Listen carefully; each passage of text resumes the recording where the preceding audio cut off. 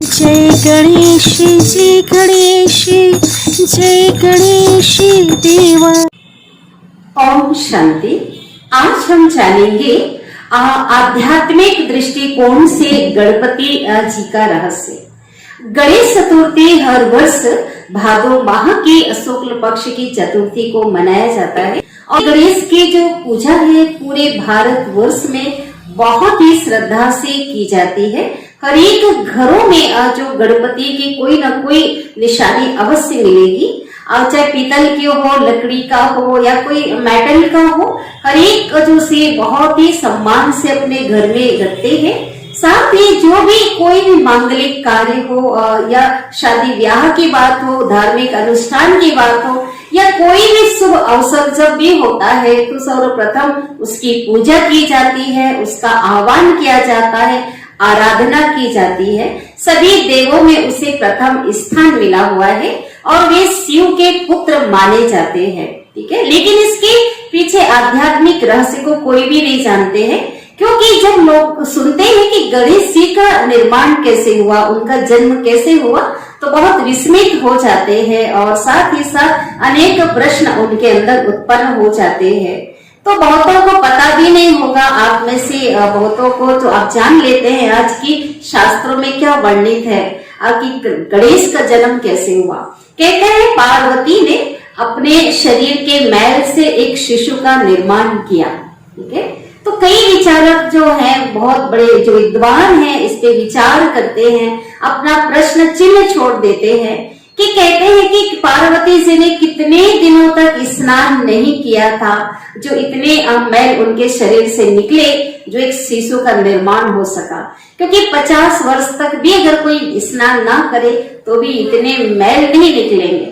तो इसके पीछे रहस्य क्या है? इसके पीछे बहुत बड़ा आध्यात्मिक रहस्य छिपा हुआ है और एक एक रहस्य के बारे में आज जो है हम उल्लेख करेंगे। तो पार्वती कौन थी? कोई शंकर की पार्वती की बात नहीं है। देखो, जो ईश्वर है परमात्मा निराकार है, ज्योति स्वरूप है, सभी धर्म के आत्माओं के पिता है और जिनके यादगार ज्योतिर्लिंग के रूप में, शिवलिंग के रूप में आज पूजी जाती है। तो परमात्मा से हम आत्माओं का इसका सर्व संबंध है। आज हम सभी प्रार्थनाओं में गाते हैं, याद करते हैं, क्या कहते हैं? त्वमेव माता च पिता तुम्हें हो, त्वमेव बंधु सखा तुम्हें हो। सर्व संबंध उनसे जोड़ते हैं। इसी प्रकार परमात्मा हर आत्माओं की कौन है? सजन है। तो हर आत्मा उनकी सजनी है, अर्थात वो शिव की पार्वती है। जब आत्मा परमात्मा के घर से इस सृष्टि रंगमंच पर पाठ बजाने आती है, अपना अभिनय करने आती है, तो क्या होता है कि देह अभिमान में आ जाती है। तो देह अभिमान में आने के बाद जो है उसमें अपने आप को भूल जाती है, अपने को शरीर मानकर चलती है और एक देह अभिमान से अनेक अभिमान की उत्पत्ति होती है। धन का अभिमान, रूप का अभिमान, पद पोजीशन का अभिमान, गुणों का अभिमान। तो वास्तव में जो है अभिमान, जो कहते हैं ना, शिव ने उसका गला काटा, अर्थात जो है अभिमान का वो सर काटते हैं। अर्थात इस शरीर में छिपे हुए जो आत्मा है, आध्यात्मिक चेतना है, उस शक्ति से परिचित करा देते हैं कि अब शरीर ये नश्वर शरीर नहीं हो, इस शरीर के अंदर एक चैतन्य शक्ति आत्मा हो। आध्यात्मिक ज्ञान दे करके आत्मिक ज्योति वो जगाते हैं। तो वास्तव में हाथी का सिर लगाना अर्थात हमें जो है देह अभिमान को हमसे दूर करके ज्ञानवान बना देते हैं। तो ये ज्ञानी व्यक्ति का ही प्रतीक है। तो ज्ञान का सागर किसको कहा जाता है? ईश्वर को कहा जाता है। बुद्धिवानों की बुद्धि, ज्ञान का सागर।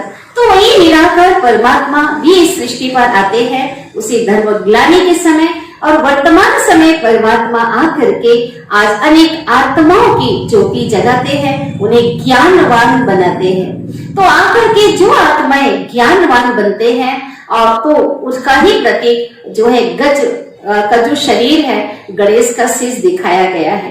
तो गणेश का जो सिर है वो हाथी का सिर होता है। तो गणेश का मतलब ही है अपने इंद्रियों का मालिक।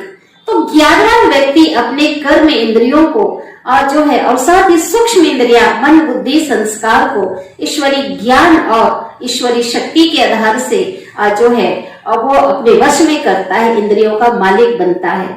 तो इस प्रकार से जो उसका जो सिर दिखाया जाता है गणेश का, वो बहुत बड़ा होता है, जो हाथी का जो सिर होता है। और वैसे भी जो हाथी है सभी प्राणियों में सबसे ज्यादा बुद्धिमान उसे माना गया है। तो इस प्रकार से विशाल सिर विशाल बुद्धि का प्रतीक है कि पहले जो ज्ञान आत्माओं को, मनुष्य आत्माओं को नहीं था, परमात्मा के सानिध्य में आकर वो शिव परमात्मा जो ज्ञान के सागर हैं, उनके द्वारा जो है उनकी छोटी सी बुद्धि विशाल बन जाती है, क्योंकि उन्हें आदि मध्य अंत का, सृष्टि के तीनों कालों, तीनों लोकों का, रचयिता रचना का, कर्मों की गुह्य गति का, अनेक प्रकार की बातें जो है उनकी बुद्धि में आ जाती है। अर्थात एक छोटी सी बुद्धि एक विशाल बुद्धि बन जाती है। तो बुद्धिमता का ये प्रतीक है विशाल बुद्धि का, वो ज्ञानवान बन जाता है, बुद्धिमान बन जाता है। अब जो बात है कि उनके कान जो दिखाते हैं, इसका रहस्य क्या है? तो कान को क्या दिखाते हैं कि एक सुपड़े की तरह जो कान होता है, पंखे की तरह। तो जो सुपड़ा होता है हम सभी जानते हैं, उसमें क्या करते हैं, जो माताएं बहनें उसमें अपना अनाज फटकती है ना, तो उसमें क्या होता है, जो कचरा होता है ना, उससे दूर हो जाता है, और जो अच्छी जो सारी चीजें हैं, अनाज जो होता है वो अंदर बच जाता है। इसी प्रकार जब व्यक्ति ज्ञानवान बन जाता है तो वेद की जो बातें हैं उनको क्या करता है, उन्हें अपने से दूर कर देता है, और वेद की बातों को वो सुनते हुए भी नहीं सुनता है। तो इस प्रकार जो श्रवण का भी एक बहुत बड़ा महत्व है कि ज्ञान जब तक श्रवण नहीं किया जाए, कानों से श्रवण करने के बाद जो है वो बुद्धि जो है उसकी तीक्ष्ण बनती है, वो बुद्धिमान बनता है। इसलिए कानों का भी क्या है कि वो ये सुनने की क्षमता, श्रवण शक्ति उसकी बहुत होती है। इस प्रकार ज्ञानी व्यक्ति क्या करता है, वो सुनता सबका है और इस प्रकार ज्ञान को वो ग्रहण करता है। इसी प्रकार से और वेद की बातों को किनारा कर देता है। अब बात आई उसकी आंखें। हाथी की इतना बड़ा विशाल शरीर, आंखें बहुत छोटी होती है। तो छोटी आंखें होने के कारण भी के बावजूद भी, हाथी की छोटी आंखें होने के बावजूद भी वो छोटी सी जो चीजें हैं, एक सुई भी उसको नजर आ जाती है, छोटी चीज उसे बड़ी नजर आती है। तो ये है कि ज्ञानवान जो व्यक्ति है वो दूर दृष्टि का उसे ज्ञान होता है, दूर की बातों को, आदि मध्य अंत को जान करके, तीनों कालों को सामने रख करके जो है वो कार्य करता है, इसलिए बेटर उससे कार्य होते हैं। और एक चीज और इसका रहस्य है कि जो ज्ञानवान बन जाते हैं तो कहते हैं छोटी चीज बड़ी नजर आती है, छोटे को भी वो बड़ों की तरह सम्मान देते हैं। अर्थात हर एक के शरीर में आत्मा को देखते हैं जो कि सबसे श्रेष्ठ है, और उसको सम्मान देते हैं, और उसको जो है उसी अनुसार से उनके साथ व्यवहार में आते हैं। तो इस प्रकार से ये है कि छोटे को भी छोटा नहीं समझना, कहते हैं छोटे सुभान अल्लाह, तो छोटे को भी वो बड़ा समान समझते हैं। ठीक है। और इसी प्रकार से अब बात आती है उसके दांत की। तो हाथी के कहते हैं ना, खाने के दांत अलग, दिखाने के अलग। आज लोगों के दोहरा व्यक्तित्व जो होता है, तो कहते हैं ना कि इसका जो बाहरी स्वरूप अलग है, अंदर तो कुछ और है।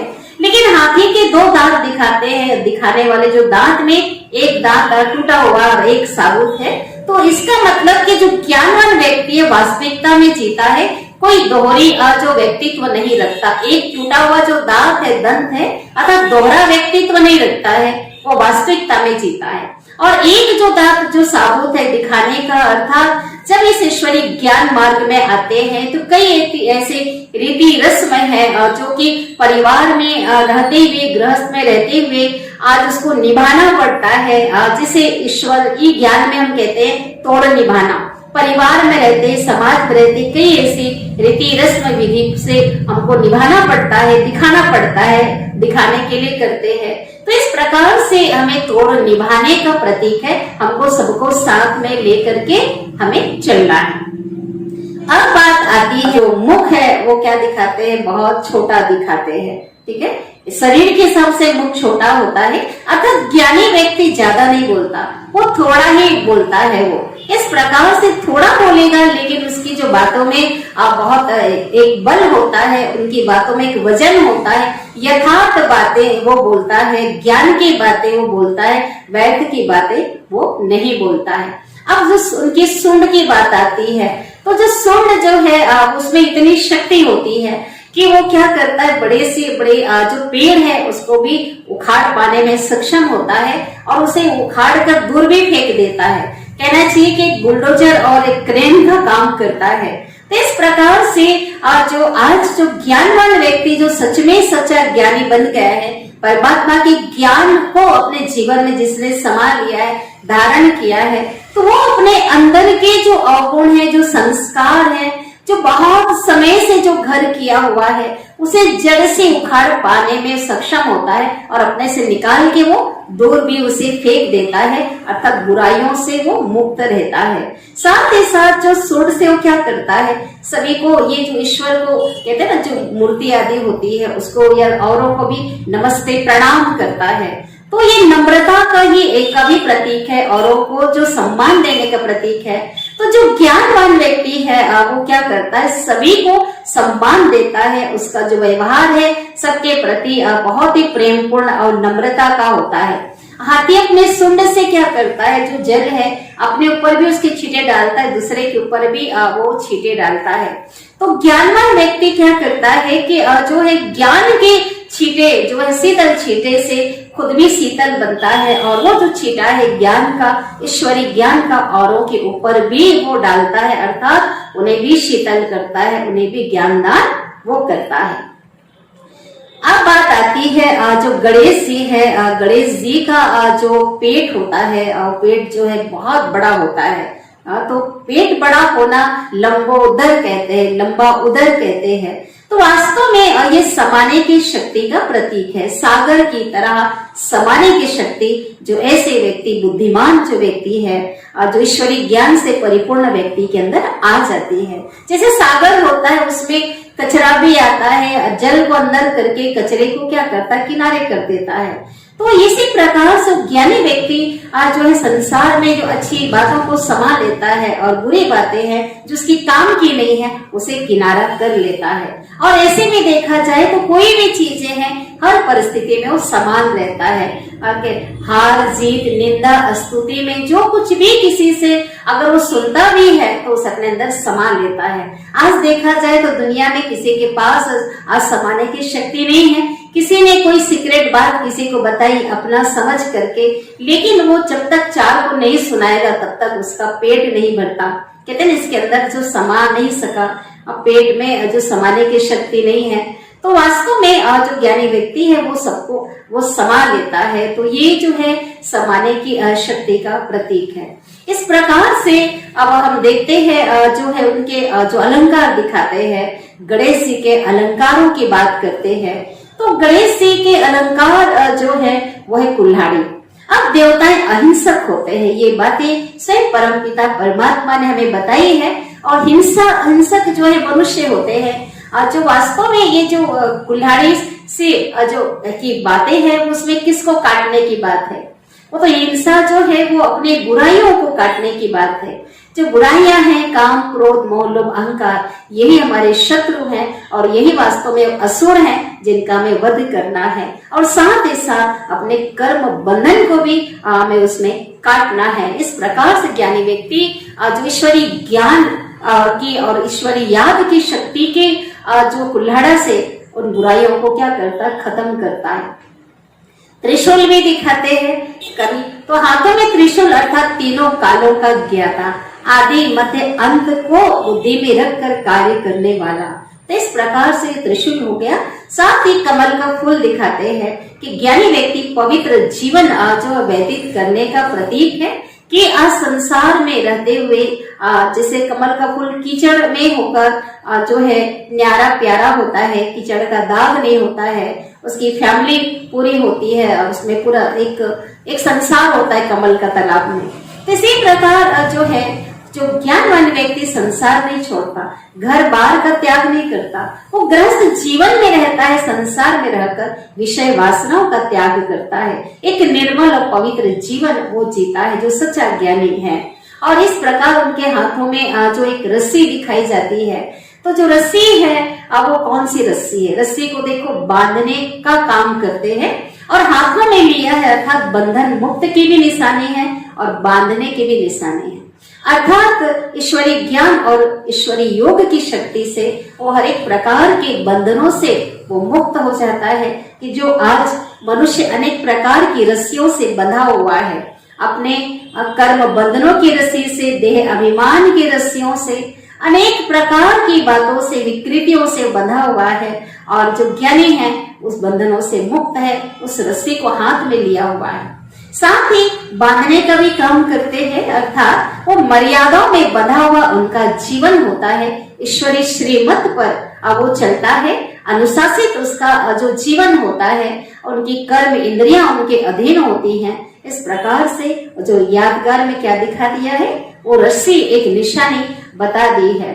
अब उनके जो एक हाथ में मोदक दिखाते हैं, तो मोदक जो बहुत कहते हैं गणेश जी को बहुत प्रिय था मोदक। अब इसके पीछे रहस्य क्या है?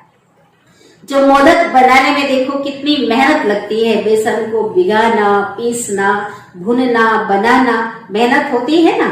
और तो वास्तव में जो ज्ञानवान व्यक्ति है अपने परिश्रम को ही जो है महत्व देता है, अपने परिश्रम से, पुरुषार्थ से ही जो उसे बहुत जो प्राप्ति होती है उसमें उसको खुशी होती है।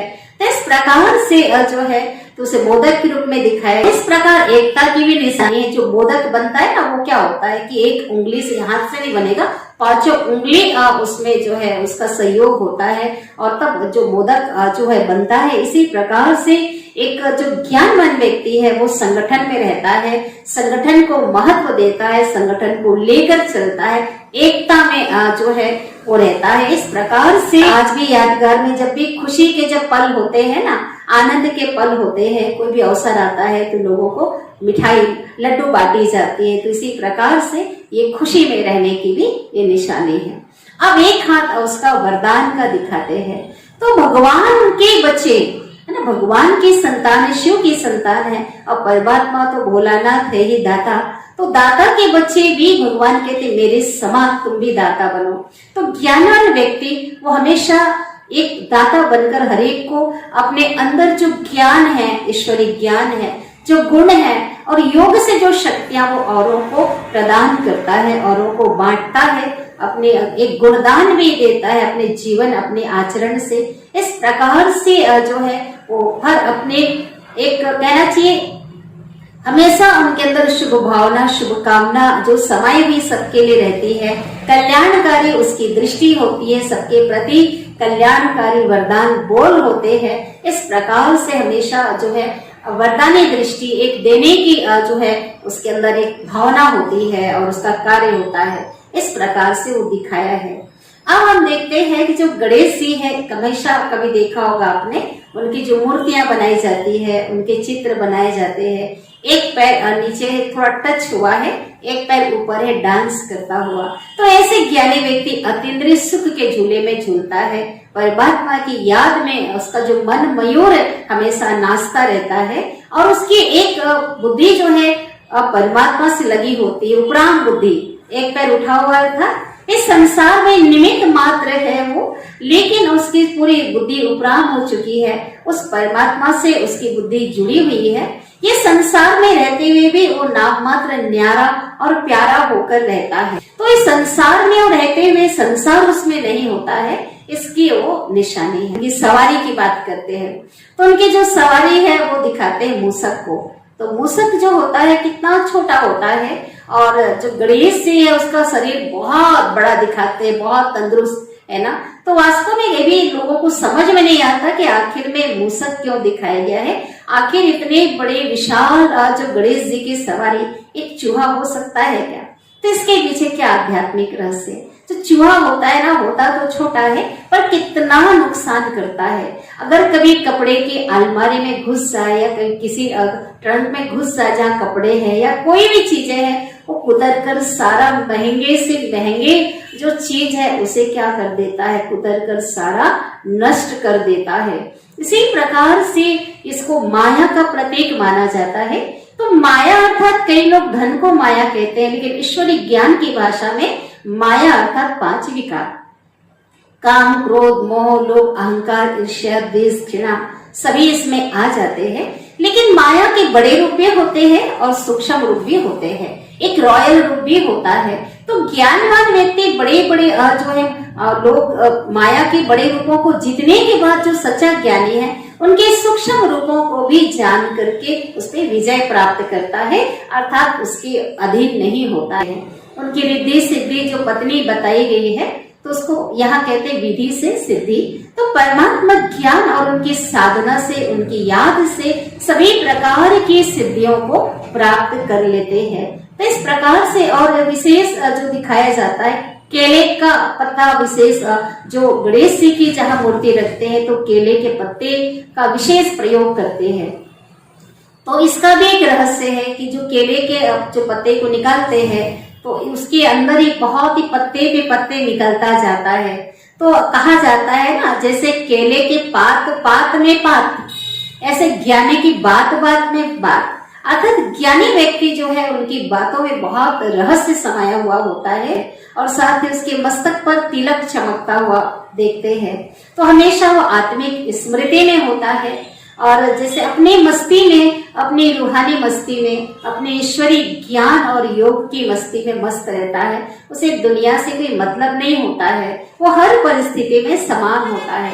जैसे कि हाथी होता है ना, कहते हैं हाथी जब चलता है तो कुत्ते भले भौंक रहे हो और कोई भी कुछ जानवर भले कुछ उसको उसके आसपास किसी भी प्रकार की हरकत कर रहे हो, वो अपने मस्ती में अपनी चाल में चलता है। इसी प्रकार जो ज्ञानी व्यक्ति है तो उसे किसी का कोई फर्क नहीं पड़ता, कोई उसकी स्तुति कर रहा हो, उसकी कोई निंदा कर रहा हो, कोई कुछ भी कर रहा हो, वो अपने ही मौज में होता है, रूहानी मौज में, ईश्वरी मौज में होता है। और साथ ही सामने जो कलश रखी जाती है, कभी भी आज जो गणेश जो चतुर्थ में जो भी मूर्तियां, चाहे 9 दिन, कहीं 11 दिन, 3 दिन, जहां भी लोग रखते हैं, जो कलश में जो ज्योति जलाई जाती है सामने, और उस ज्योति को बुझने नहीं दिया जाता है।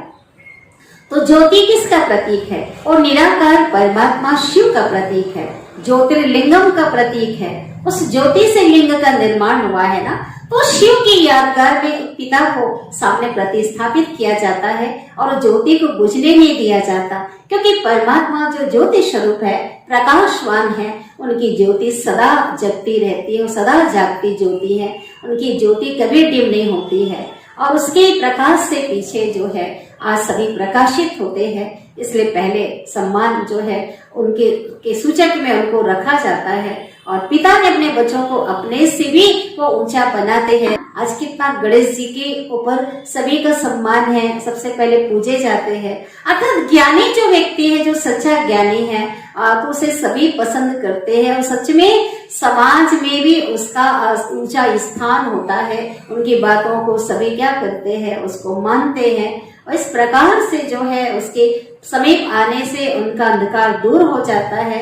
अपने को बहुत सेफ महसूस करते हैं, अपने को ऐसे व्यक्ति के सानिध्य में आकर लोग हल्का महसूस करते हैं, इसलिए जो है उसका स्थान आज भी ऊंचा है। तो इस प्रकार से अभी जो गणेश चतुर्थी बिल्कुल समय पहुंच गई है, आ गई है और इसकी आज को अग्रिम आप सभी को गणेश चतुर्थी की बहुत बहुत शुभकामनाएं, दिल से शुभ बधाइयां। तो आइए आप हम सभी जो हम शिव की संतान हैं, हम सभी आत्माएं उस परमात्मा के सानिध्य में आकर उनसे वो श्रेष्ठ ज्ञान प्राप्त करके हम भी बहुत बुद्धिमान बने और साथ ही साथ हम सिद्धि को प्राप्त करने वाले बने, उनकी बताई हुई विधि के आधार पे, और साथ ही हम विघ्न विनाशक बने। अपने जीवन से हम समूल विघ्नों को नष्ट करें और औरों के जीवन को भी प्रकाशित करने के, अनेक औरों के जीवन को भी विघ्नों से मुक्त करने के निमित्त बन जाए, माध्यम बन जाए। हमारा जीवन केवल अपने लिए ना हो, हमारे लिए ना हो, हमारा जीवन सबके लिए हो, सबके लिए, सबके शुभ चिंतक हम बन जाए। और इसी प्रकार से जो है ये रहा आज का जो आध्यात्मिक रहस्य जो हमने सुना है, वो आपको उससे अवगत कराया है। आशा है आप सभी को ये पसंद आए और आप भी उन गुणों को धारण करके उनके समान बनने का हम सभी क्या करेंगे, प्रयत्न करेंगे। अच्छा, ओम शांति।